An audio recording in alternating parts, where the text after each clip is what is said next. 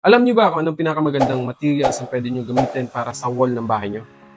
Magandang hapon mga ka-Top-Nuts, si Engineer Ruben Quintal Jr. ulit ng Top-Nuts Construction. Sa ngayon, may mga iba-ibang options, maraming naglalabasang options na pwede niyo gamitin para sa partition or wall ng bahay niyo.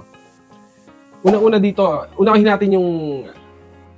natin yung pinaka-popular na option na ginagamit ngayon at saka kahit noon pa, the most popular pa rin ngayon sa Pilipinas na ginagamit sa wall partition is yung tinatawag nating concrete hollow blocks o CHB. Ito yung usually locally manufactured to.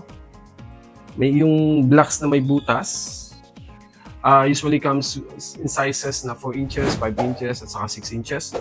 Merong mga special sizes na 8 inches pero karamihan 4, 5, 6. May mortar, pinapatong-patong, then may bakal. Yung cost nito is tumatakbo sa ngayon, yung hollow blocks, mga 1,000 to 1,500. Then, kailangan mo to palitadahan or plasteran both sides. Yung one piece, mga 500 to 1,000 per square meter plastering. Depende sa kapal. So, yung isang hollow blocks na may palitada both sides, usually ay nagkakalaga ng mga 2,000 to 2,500 per square meter. Most of the contractors here, especially yung mga small scale to medium scale contractors, most of the walls are gawa pa rin ng hollow blocks. Now, kung medyo nagtitipid ka, wala kang budget, ano yung pinakamurang alternative? Isa sa murang alternative na pwede gamitin is yung tinatawag nating drywall. Ano yung drywall? Usually yung drywall is composed of metal frames sa gitna. It's metal stud, metal stacks. So, naka-frame yun. Then, on both sides, tatapalan ng fiber cement board or gypsum board. Yung cost nun is depende kung gaano kasensin yung metal framings at gaano kakapal yung gagamiting fiber cement board or gypsum board. Usually, kapag panlabas ang ginagamit is fiber cement board para watertight. Pag sa loob, pwede yung gypsum board. Usually, yung cost nito can be as low as 50% of the concrete hollow blocks cost. Ang cons lang nito is yung durability niya medyo hindi ganun kasing tibay ng hollow blocks. Kasi yung hollow blocks, once na nailagay mo na yan, nalagyan mo ng mortar sa gitna, tapos napalitadahan mo, kahit sipa-sipain mo yan, kahit suntok-suntukin mo yan, hindi yan basta-basta mababasag. Unlike yung drywall, pag sinipa mo, sinuntok mo, there's a chance na mabutas. Now, if you're looking for a very durable alternative, ang isa sa pwedeng gamitin mo naman is yung tinatawag nating precast concrete. Okay, ano yung precast concrete? Usually, itong precast concrete is ginagawa na to sa planta, nakasukat na to, sizes, kung may mga butas, at saka nakalagay na rin doon yung abang, kung may mga outlet doon, may mga dadaanan ng tubig, nakaabang na yon, i-deliver to sa site, tapos bubuuhin na lang sa site. Ito, medyo matibay. The problem with this is medyo mahal. Kasi nga, solid concrete to. There are times though na minsan nagiging mas mura yung precast concrete kapag medyo malaki yung ginagawa. Kasi kapag maliit lang yung scope of work, tapos nag-precast concrete ka, yung cost ng delivery at saka installation, kasi mabigat to, kailangan mo ng crane para mabilis ma-install. Yung cost ng equipment, hindi practical kapag medyo maliit yung project. Pero pag malaki yung project, dire-diretso yung installation, dire-diretso yung gawa, there are times na mas mura pa yung precast concrete kaysa sa hollow blocks. Now, mayroon din tayong mga new technology na lumalabas. Lately, we've been hearing about AAC blocks. Ito, tawag nila as aerated concrete. Ang pros nito is, according to their website, is lightweight, magaan. Then, fire resistance. Yung fire resistance niya medyo mas mataas kaysa sa hollow blocks. And they claim na although yung materials itself, yung blocks mismo is mas mahal siya compared to hollow blocks. Pero, once na na-install mo na, kasi yung ease of installation, hindi kailangan gumamit ng bakal to eh. Parang adhesive lang, patong-patong. Then, since yung side nito, parehas na smooth na, hindi mo na rin kailangan magpalitada. So, yung vendor ng AAC blocks, they claim na mas mura to compared to hollow blocks. At saka, pagdating naman sa durability, they claim na mas durable or at least the same durability with the hollow blocks. Although ako may doubts ako kasi hindi to ginagamitan ng bakal adhesive lang eh. So, I think mas matibay pa rin yung hollow blocks. Then locally, may mga lumalabas din tayo lately na tinatawag nating yung mga lightweight blocks or lightweight wall panel. Itong mga lightweight blocks, medyo parang mga semi-aerated concrete din to magagaan Or sometimes made up of yung combination ng EPS o yung parang foam tapos kinukumbine nila sa cement and sand combination tapos tinatapalan on both sides ng fiber cement board. So medyo lightweight din to. Then mayroon siyang tongue and groove. So pag sinalpak mo, naka-line na. Also claim like AAC na although the initial cost of the blocks is higher compared to the CHB, but since field na to yung lightweight blocks may butas pero parang maliliit. Yung lightweight panel, ganun din maliliit. So hindi mo kailangan ng mortar na punuin siya since parang field na siya. Ipapatong-patong mo lang, diretso na yon, pantay. So medyo yung ease of installation mas mabilis. Tapos ganun din, it is claimed na since may tongue and groove to, unlike hollow blocks kasi walang tongue and groove. So kailangan palitadahan. Since ito, pag kasama mo, pantay na, hindi mo na kailangan magpalitada on both sides. Kasi pantay na, kailangan mo na lang ng skin coat, masilya na lang. So you have savings doon sa plastering. So lumalabas, mas mura siya compare sa hollow blocks. Itong item na to, bukod sa cost, yung durability niya, they claim that these are durable materials comparable to hollow blocks. Pagdating din sa fire resistance, medyo mas mataas din sila compare sa hollow blocks. Then, soundproofing. Soundproofing, both the AAC blocks and the lightweight blocks, lightweight panel, they claim na mas maganda ang soundproofing nila compare sa hollow blocks. And yung thermal capacity. Kung mainit sa labas, yung hollow blocks kasi parang pag mainit sa labas, mainit din yung loob ng bahay. Although may thermal capacity siya, hindi ganun kataas. And itong mga AAC and light blocks, they claim na mas mataas yung thermal insulation capacity nila compare sa hollow blocks. So in the long term daw, may kakaroon ka ng savings sa aircon kasi medyo hindi masyado tumatagos yung init sa loob ng bahay mo. Then we have another options, yung tinatawag natin EPS wall panel or SRC wall panel. Ito yung foam sa gitna, tapos lalagyan nila ng wire mesh kabilaan, tapos papalitadahan nila yung both side. Or they usually use here the spray crate system, yung ni-spray lang yung konkreto. Yung plaster, they spray both sides, then papantayan.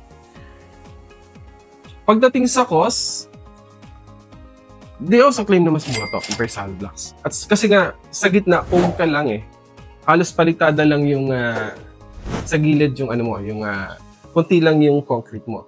Durability wise, comparable sa CHB, although I believe na mas matibay pa rin yung CHB kasi pure concrete yun, wala yung sa gitnang soft materials kagaya ng EPS. Now these are lightweight materials then, medyo mas magaan siya compared to hollow blocks. So these are actually ideal for mga high-rise buildings. Kasi nga, yung weight is a big consideration sa mga high-rise buildings. Unlike sa mga low-rise o mga residential buildings, hindi masyado problema yung weight. Pagdating sa mga high-rise, itong mga lightweight alternatives is malaki talagang tulong kasi nga, nababawasan yung weight ng building. Ang major drawback nitong EPS wall panel na nalaman ko is yung foam sa gitna, once it is not properly sealed. Kasi nga, foam, tapos screen, then plaster.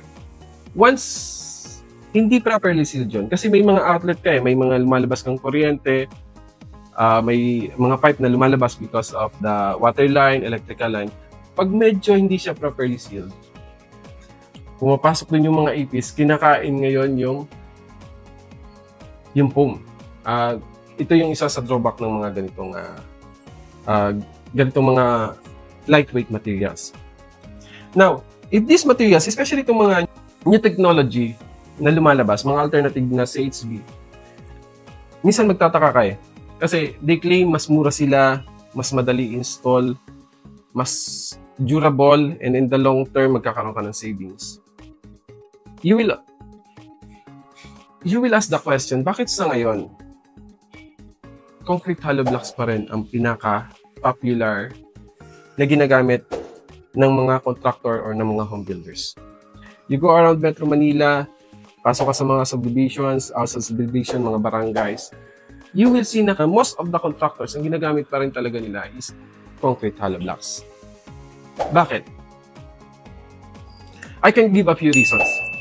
First, itong mga specialty blocks na mga bagong labas, you will have problems sometimes dun sa availability ng materials. Kasi I've used some of nagkagamit na ako ng ilan nito. There are a couple of brands dito sa Pilipinas, yung mga light blocks, AS panel, lightweight blocks na kagamit na ako nito.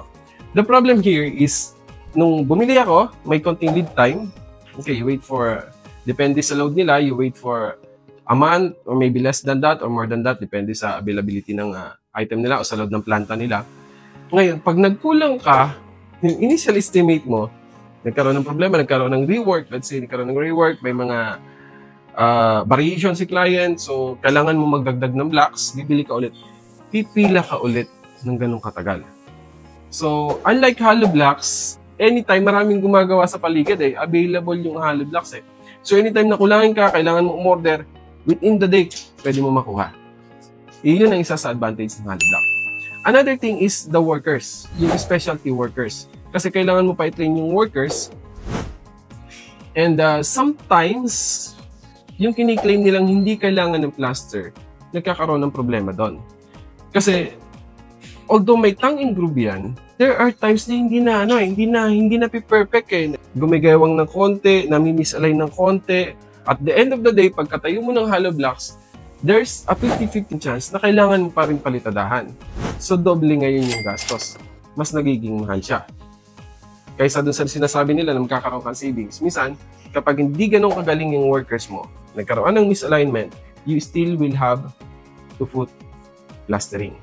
So, most of the contractors is still off na gamitin yung concrete hollow blocks because of the availability of materials, the availability of manpower na mag-install ng concrete hollow blocks ng CHB, at saka yung durability ng CHB.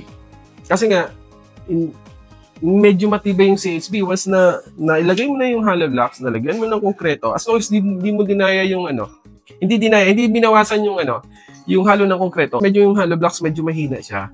May yung pagkagawa ng hollow blocks. Once na nilagyan mo ng maayos na halo yun, tapos pinalitadahan mo yan, kahit manggain ng kotse minsan, hindi titibag Ganun katibay yung hollow blocks. Compare dito sa mga light blocks, medyo lightweight sila. For the purpose of partition, kaya sila. Pero siguro pag sinuntok mo or anything, there's a chance na hindi siya ganun kasing tibay ng hollow blocks, which is pure concrete.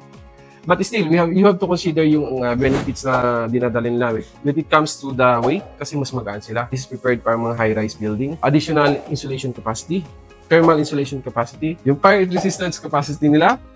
So, all of this naman, you have to put into consideration when choosing the materials na gagamitin mo para sa bahay mo or para sa building na ipapagawa mo. But most of the builders still prepared the concrete hollow blocks kasi yun pa rin yung medyo pinaka-practical sa market ngayon na pwede gamitin. Itong mga other blocks, nakagamit na rin ako nito. Mostly upon request na client, gusto nila gamitin. Maganda yung marketing, maganda presentation, so ginagamit namin.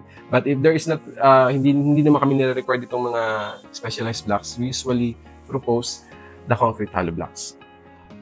Yung concrete hollow blocks din, pwede kang, if you are concerned with the durability, may concrete hollow blocks kasi, may CHB kasi na non-load bearing. Usually ito lang yung mga ginagawa dyan sa tabi-tabi. Maraming gumagawa ng CHB, especially dito sa Greater Metro Manila. Ito, medyo may mga magagandang klase, may mahinang klase. Pag ginano mo ng kamay, nadudurog. But still, once na nilagyan mo yan ng concrete, pinuno mo ng concrete, tapos nilagyan ng palitada, yung strength niya, hindi mo matatawaran. Now, if you really want to be sure, pwede ka bumili ng tinatawag nating load-bearing hollow blocks. Ito yung talagang may strength yung hollow niya. Medyo pwede mo ipatesting sa testing center yung strength niya. But usually, kapag gumagamit ng concrete hollow blocks, pwede mo ngayon bawasan yung design ng poste. Most of the designer do that when they have the concrete load-bearing hollow blocks used.